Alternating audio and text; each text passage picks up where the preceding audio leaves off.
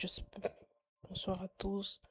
Que Dieu nous bénisse abondamment de partout où vous nous trouvez, peu importe l'heure à laquelle vous nous suivrez, peu importe l'heure à laquelle vous suivrez cette vidéo. Nous sommes extrêmement ravis de pouvoir partager ces instants avec vous. La plupart vous le suivrez en transmission, en retransmission, mais nous croyons fermement que la même grâce, la même sagesse qui sera déversée en ce lieu arrivera à atteindre vos maisons, arrivera à atteindre vos demeures. Alléluia. Alors, je suis rapidement dans le livre de Pierre, le chapitre 1er. De Pierre 1, à partir du verset 1er.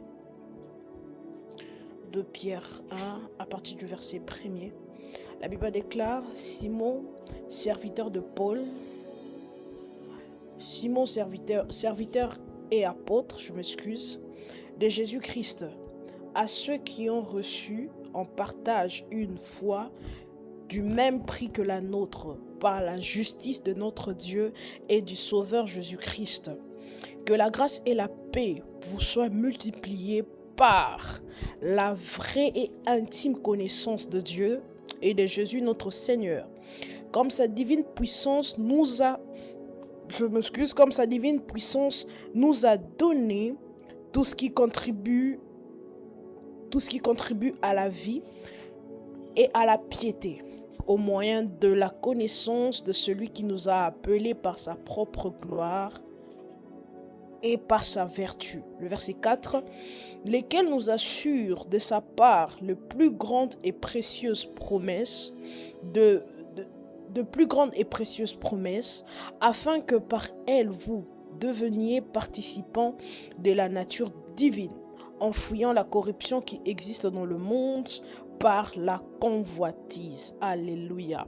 Alors, nous sommes au mois de avril, ce mois où nous avons consacré ces mois à pouvoir parler sur la puissance de l'œuvre de la croix, qui sera d'ailleurs le thème durant tout ce mois ici, que nous allons aborder le mercredi ainsi que le dimanche, mais principalement chaque mercredi ou ce mercredi de ce mois, nous allons aborder cette série d'enseignements sur participants à la nature divine. Pourquoi participant à la nature divine? Parce que vous devez comprendre que l'œuvre de la croix ne vous donne pas que accès aux bénédictions. L'œuvre de la croix ne vous donne pas que accès aux bénéfices. L'œuvre de la croix ne vous donne pas accès qu'aux privilèges. L'œuvre de la croix ne vous donne pas que accès à certaines choses, mais elle vous dote ou elle vous capacite aussi d'une nature qui est une nature céleste. Alléluia. Dans la pensée de beaucoup de gens, la vie chrétienne se limite qu'à aller à l'église. Dans la pensée de beaucoup de gens, la vie chrétienne ne se limite qu'à prier. Dans la pensée de beaucoup de gens, la vie chrétienne ne se limite que à éviter les péchés, à ne pas pécher. Or que dans la révélation biblique la plus profonde, dans la révélation biblique la plus pure, dans la révélation biblique la plus véridique, c'est que Dieu ne recherche pas seulement de fidèles. Dieu ne recherche pas seulement des personnes qui iront à l'église. Dieu ne recherche pas seulement des personnes qui prieront des heures et des heures. Dieu ne recherche pas seulement des personnes qui évitent les péchés. Dieu ne recherche pas seulement des personnes qui fuient le péché. Dieu ne recherche pas seulement des personnes qui fuient l'impudicité. Mais Dieu recherche des personnes capables de pouvoir porter sa nature. Alléluia. Vous devez comprendre que la pensée la plus profonde ou la quête la plus profonde de Dieu, c'est que Dieu cherche à ce que les hommes qui ont désormais fait appartenance en lui, des hommes qu'il a rachetés par le moyen précieux et indiscutable de la mort et de la résurrection de notre Seigneur Jésus-Christ, des personnes qu'il a rachetées au prix du sang de l'agneau, des personnes qui sont désormais sous sous la responsabilité de la puissance de cette grande œuvre accomplie à Golgotha, puissent participer à une nature, puissent participer au fait de porter sa nature, au fait de pouvoir porter ce qu'il est au plus profond. Alléluia.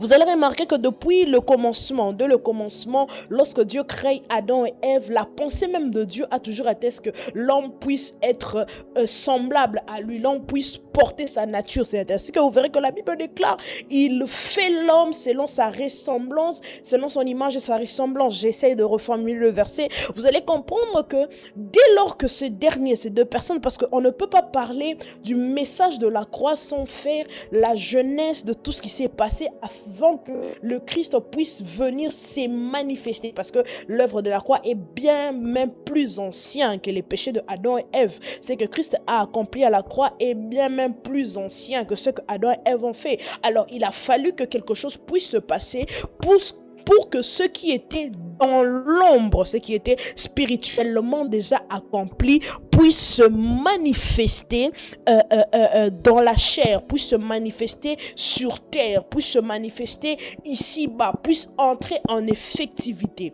Lorsque vous lisez Genèse le chapitre 1er, le verset 26, lorsqu'on voit Adam et Ève qui ont péché, Adam et Ève qui ont, dans Genèse, je pense bien Genèse 3 ou Genèse 1, 2, 3, Adam et Ève qui ont péché, Adam et Ève qui ont été corrompus, qui ont corrompu cette nature. Alléluia. Vous devez comprendre que j'ai écrit une phrase, en Jésus-Christ, Dieu ne repart pas seulement l'homme, il lui donne une nature nouvelle. Alléluia. En fait, lorsque vous venez à Christ, lorsque vous êtes désormais affilié à l'œuvre que Christ a accomplie à la croix, lorsque vous êtes désormais affilié à l'œuvre que Christ a accomplie à Golgotha, Dieu ne vient pas simplement reparer l'homme, mais Dieu vient vous doter, Dieu vient vous donner de sa nature, Dieu vient vous donner une nouvelle nature. Aujourd'hui, ce n'est que le jour d'introduction, mais j'aimerais qu'on comprenne cette introduction afin de pouvoir réellement saisir ce qui viendra dans les jours à venir. Alléluia. Alors, qu'est-ce que c'est maintenant la nature divine? Comprendre la nature divine. Qu'est-ce que nous devons comprendre par nous sommes participants de sa nature, participants à la nature divine. Alléluia. La première des choses qu'il faudrait comprendre, c'est que la nature divine, c'est premièrement la vie de Dieu. La nature divine, elle est premièrement la vie de Dieu, autrement appelée la Zoé. La vie de Dieu. Deuxièmement, la nature divine se caractérise par le caractère de Dieu. Alléluia.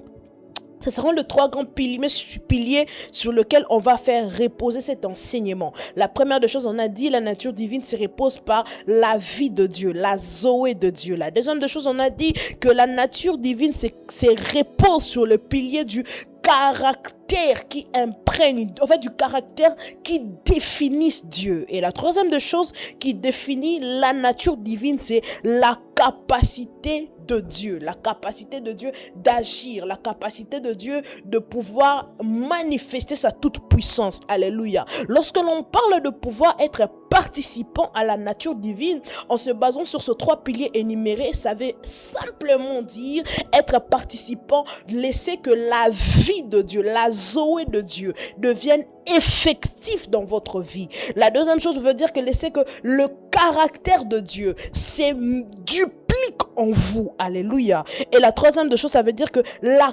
capacité de Dieu dans l'homme, ou la capacité de Dieu en l'homme. Alléluia. Lorsque l'apôtre est en train de dire que vous qui avez des grands et des précieux trésors, vous êtes désormais participant à la nature divine. En d'autres termes, l'apôtre voulait dire, vous êtes désormais la vie de Dieu, c'est imprégné de vous. La vie de Dieu a fusionné avec vos membres. La vie de Dieu habite maintenant en vous. La deuxième chose qu'il voulait dire, c'est que le caractère de Dieu, c'est doit de se multiplier, c'est doit de se dupliquer, c'est doit de se manifester, c'est doit de se pouvoir être constaté en vous. Et la troisième chose que l'apôtre voulait dire, c'est que la capacité de Dieu d'agir doit aussi être votre nature en vous. Parce qu'en réalité, l'apôtre est en train de dire dans un livre de la Bible, il dit,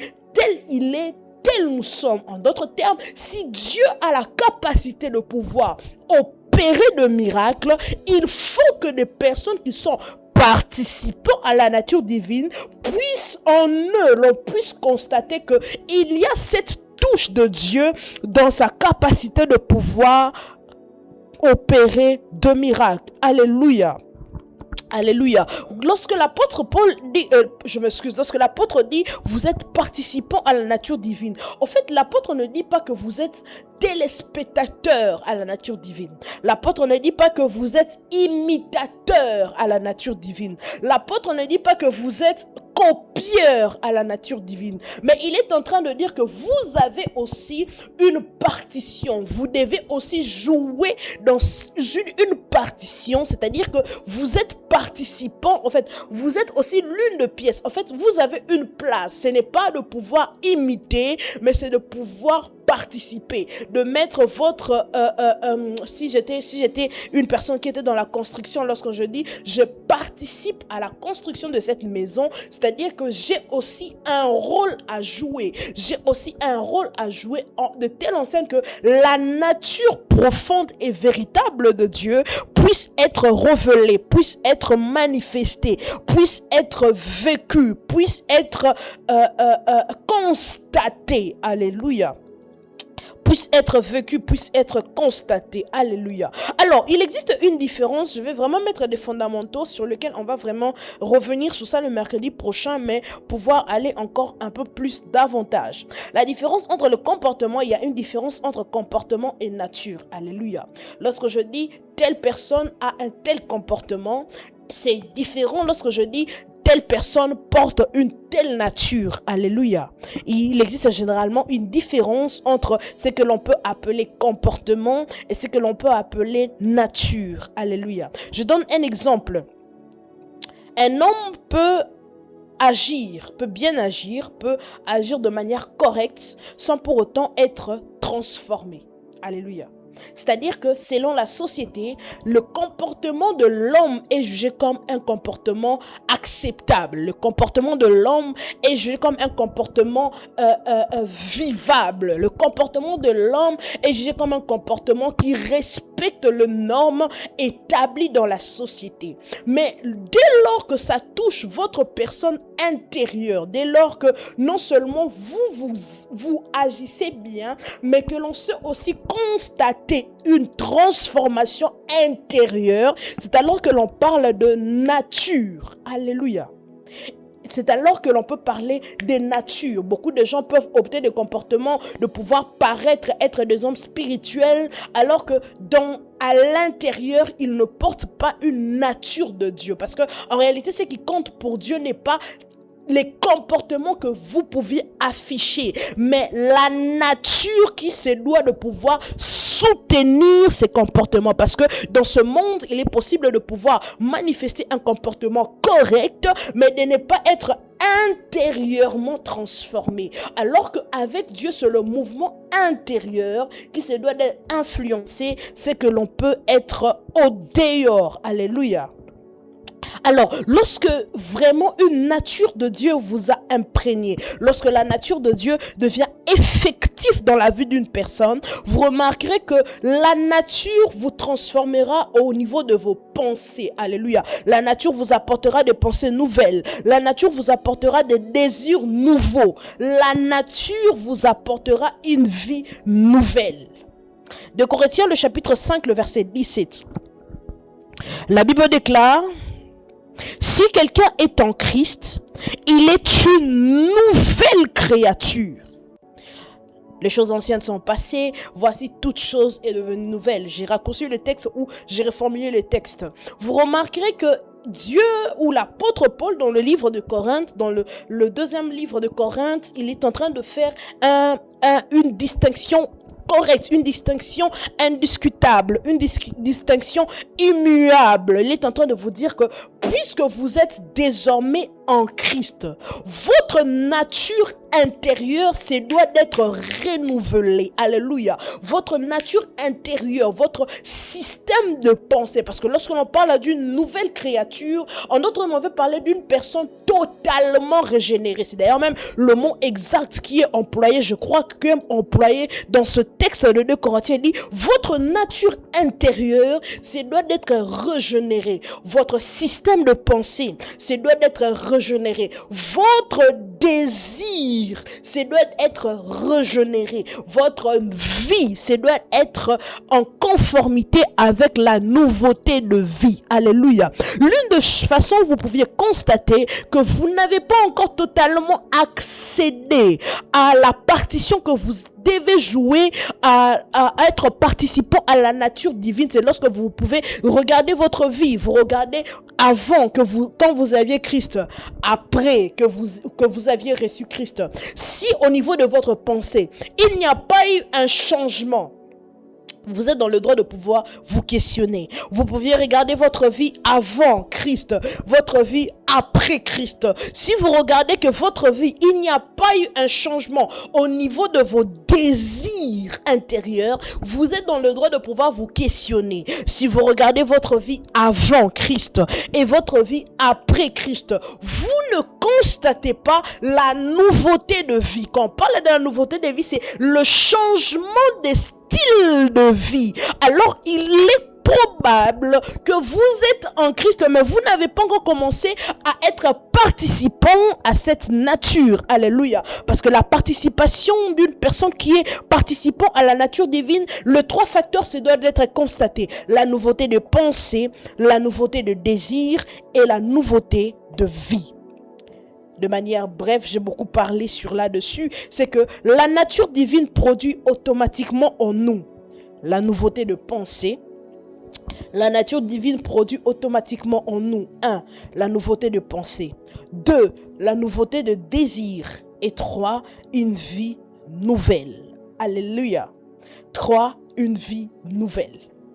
Vous devez savoir que votre nature, de manière, je cherche les bons mots pour expliquer ça. Votre nature détermine votre comportement. Alléluia.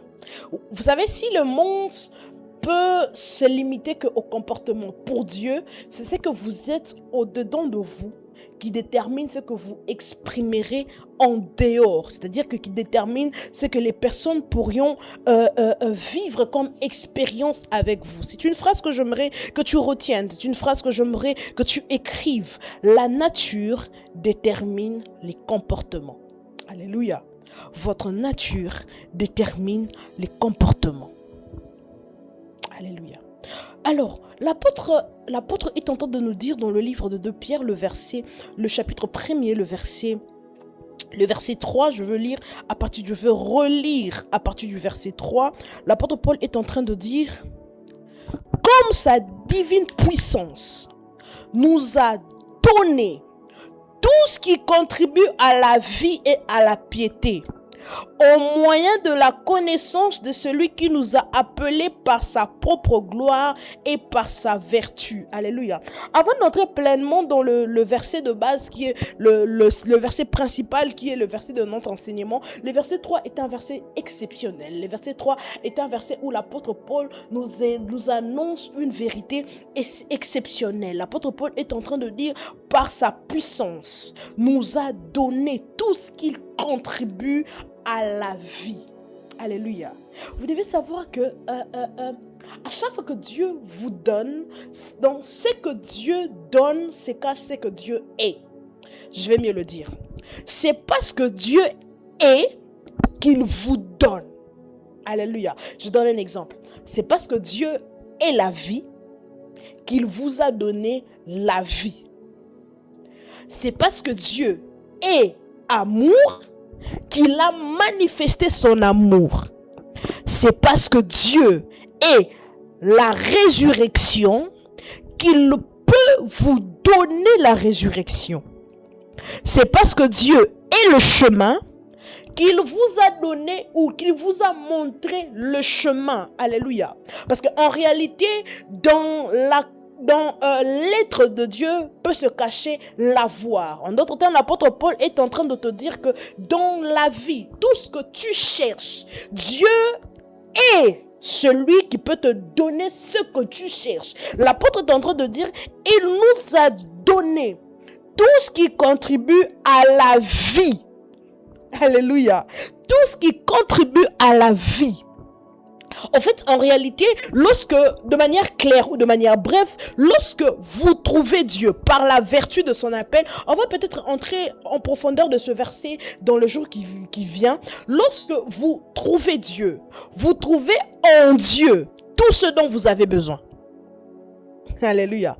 Lorsque vous trouvez Dieu, vous trouvez en lui tout ce que vous avez besoin. Et quand je parle de Dieu, prenez Dieu dans toutes ses formes, dans la Trinité, prenez Dieu dans l'unicité de Dieu, dans sa Trinité aussi, prenez en fait dans toutes ces personnes. Mais lorsque vous trouvez Dieu, vous trouvez en Dieu tout ce dont vous avez besoin.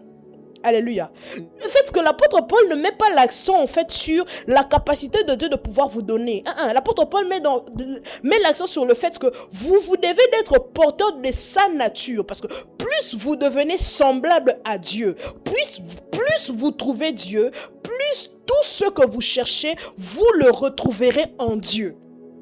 Oh, qu'est-ce que je veux dire? En fait, la quête la plus grande n'est pas de chercher les choses, mais de chercher Dieu. Parce que en Dieu, on retrouve tout ce que l'on cherche. Parce qu'en Dieu, l'on retrouve tout ce que l'on cherche. J'aime beaucoup l'apôtre Paul. L'apôtre est en train de nous dire dans le livre de 2 Pierre, le chapitre 1er, il nous dit que les promesses sont des conteneurs, des promesses sont des banques, des promesses sont de stock, des endroits où le chose se stocke. Les promesses sont de gages même de la fidélité de Dieu. Et l'apôtre est en train de nous dire en quelque sorte que chaque promesse transporte une dimension de Dieu. Alléluia. Oh, mes chers amis, j'aimerais te dire que chaque promesse transporte une dimension de Dieu. Lorsque vous rencontrez Dieu et que Dieu fait une promesse, en fait, Dieu est en train de vous dire que la promesse est le gage que tu y as déjà quelque chose. Il faut juste que cela s'amène à se manifester, à se matérialiser. Je vais donner un exemple concret pour que l'on comprenne. J'ai un compte bancaire. Dans mon compte bancaire, je donne un exemple. Il y a par exemple 500 000 dollars. Bon, j'ai dit amen. J'ai dit amen. Dans mon compte bancaire, il y a 500 000 dollars que j'ai domicilié dans un compte. Je vais prendre une banque au hasard. Nova Bank, c'est une banque d'ici, pour ceux qui sont d'ici en Chypre. Mais pour vous qui regardez à Kinshasa, qui est par exemple à Equity Bank ou que sais-je encore, la Post Bank ou tout. Peu importe où vous allez, prenez la banque la plus proche et remplacez. Alors, j'ai un compte bancaire où j'ai domicilié 500 000 dollars dans ce compte bancaire. Je n'ai pas accès directement à ces 500 000 dollars si j'ai pas ma carte. Alléluia. C'est-à-dire que, étant donné que je suis ici à la maison, là il est 19h28, je n'ai pas la carte ATM pour aller retirer l'argent. En d'autres termes, si en ce moment ici, je n'ai pas un télé ou je n'ai pas $1, cela ne veut pas dire que je n'ai pas l'argent. Cela veut simplement dire que j'ai de l'argent mais stocké quelque part. Est-ce qu'on se comprend? En fait, lorsque Dieu vous donne une promesse, de manière générale, même si dans le présent, vous ne l'avez pas encore, cela ne veut pas dire que vous ne l'avez pas quelque part. J'aimerais que tu me comprennes. Là, actuellement, je n'ai pas sur moi de l'argent, mais j'ai quelque part dans un compte bancaire, dans une banque, plus que ce que même je cherche actuellement. En fait, l'apôtre est en train de nous dire, il a fait la promesse des indiscutables trésors, des précieux trésors. En d'autres termes, il dit, vous avez sur vous une promesse, même si là, vous ne le voyez pas se matérialiser physiquement, cela ne veut pas dire que vous ne la possédez pas ou que vous ne l'avez pas, même si vous ne l'avez pas vu, cela s'est concrétisé. L'apôtre est en train de nous dire que chaque promesse transporte une dimension de Dieu.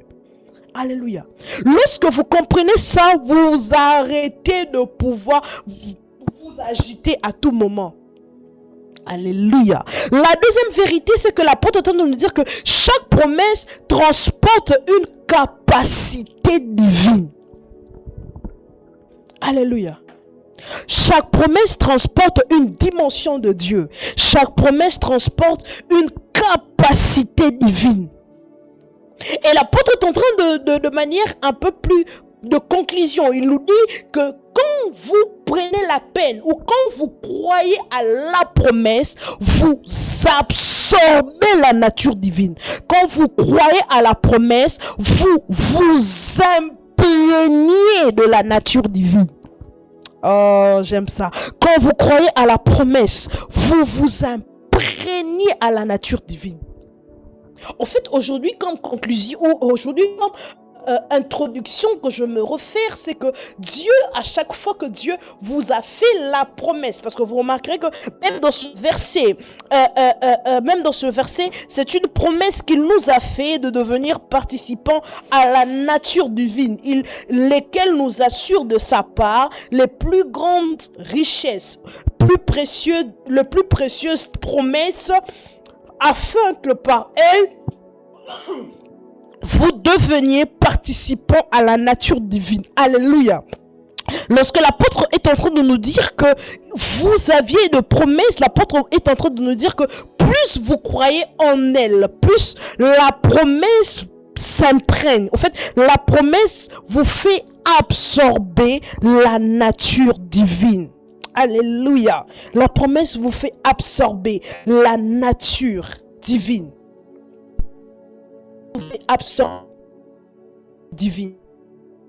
Le pouvoir devenir participant à la nature divine, c'est de comprendre que Dieu vous appelle à pouvoir croire. Dieu vous appelle à pouvoir vous imprégner de ses promesses. Dieu vous appelle de pouvoir vous imprégner de ses bénéfices. Dieu vous apprend de pouvoir vous imprégner des réalités de la croix, afin que cela devienne votre nature et que vous la manifestiez. Parce que Dieu ne vous appelle pas pour être observateur. Dieu ne vous appelle pas pour prier seulement. Dieu ne vous appelle pas pour jeûner seulement. Dieu ne vous appelle pas pour aller à l'église seulement. Dieu ne vous appelle pas pour exécuter les bonnes œuvres ici sur terre seulement. Mais Dieu vous appelle à pouvoir être participant à la nature divine. Participant à la vie de Dieu. Laissez que la vie de Dieu s'imprègne en vous. Participant de telle enseigne que laissez que le caractère de Dieu s'éduplique en vous, puisse être constaté au travers de votre vie. Participant dans le fait de pouvoir laisser que la capacité de Dieu d'agir puisse être manifestée par vous, puisse être libérée par vous. La vie de Dieu se doit de pouvoir habiter en vous. La vie de Dieu se doit de pouvoir être vécue par vous. Le caractère de Dieu se doit de pouvoir être constaté au travers de vous. Et la puissance ou la capacité de Dieu d'agir se doit d'être manifestée au travers de vous. Tels sont les trois grands piliers sur lesquels on va parler durant tout ce mois, en parlant de être participant à la nature divine, parce que la croix ne fait pas de vous seulement, ne vous donne pas seulement accès aux bénédictions. Je le répète, la croix ne vous donne pas seulement accès à la guérison. La croix ne vous donne pas seulement accès à la multiplication. La croix ne vous donne pas seulement accès à l'éradication de la malédiction, mais la croix vous donne aussi une nature. La Bible déclare à tous ceux qui ont reçu, à tous ceux qui ont cru, il leur a donné le pouvoir de devenir. Quand on parle même de participants à la nature divine est le pouvoir que Dieu nous donne de devenir. Alléluia. Le pouvoir de devenir. Et on va faire cette prière de partout où tu te trouves. On est déjà presque arrivé à la fin, mais j'aimerais que tu fasses cette prière en ce premier jour. Que tu dises à Dieu que la vie de Dieu devienne effective dans ma vie. La deuxième chose, tu vas dire à Dieu que ton caractère puisse réellement s'imprégner en moi. Et la troisième chose, tu vas dire à Dieu, Seigneur, quelle est la capacité de Dieu d'agir, peu importe le domaine dans lequel tu as appelé. Tu as appelé dans le ministère, tu as appelé dans les affaires, tu as appelé dans la politique, mais que la capacité de Dieu d'agir puisse être manifesté par toi. Je te laisse quelques minutes, je te laisse quelques secondes. Est-ce que tu peux parler à Dieu? Maliga zagadabaya krano sofetekia plekino sovladia prakina satekia mando borobosha raki pelazia prania marasante ke barabasha le parasante ke le berebe shande beledia barasope lindre kerene merasota ki barabashante ke barabasa. Seigneur, que ta vie, que la vie de Dieu habite pleinement en nous, que le caractère de Dieu s'imprègne pleinement en nous. Mais Père, que ta capacité de pouvoir agir, puisse être manifestée au travers de nos vies, puisse être manifestée au travers de nos vies, puisse être manifestée au travers de nos vies, puisse être manifestée au travers de nos vies, puisse être manifestée au travers de nos vies. Nous ne voulons pas être que des chrétiens qui aillent à l'église. Nous ne voulons pas être des chrétiens qui prient. Nous ne voulons pas être des chrétiens qui sont que de beaux parleurs, mais nous voulons être participants à la nature divine. Participants à la nature divine. Participants à la nature divine. Maliga soprakia basante.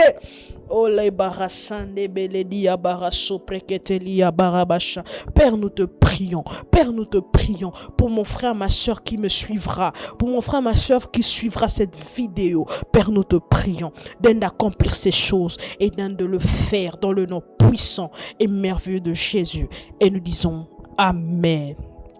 Alors, que Dieu nous bénisse abondamment. On se retrouve demain. Je vais rapidement donner le communiqué. On se retrouve demain. On n'a pas su se retrouver aujourd'hui en présentiel, faute de certaines questions de logistique. Alors, on se retrouve demain. Demain, nous serons tous là en présentiel à partir de 18h jusqu'à 20h pour notre grand culte de prière. Ce sera un culte où nous allons 100% prier. Nous allons prier, implorer la grâce et la miséricorde et la faveur de Dieu. Et le dimanche pour notre culte d'action de grâce, toujours sur le thème la puissance de l'œuvre de la croix. Alors pour l'heure, nous vous prions de pouvoir partager cette vidéo, aussi vrai que ça sera posté ou publié en retransmission. Prions de pouvoir partager cette vidéo et que Dieu vous bénisse abondamment.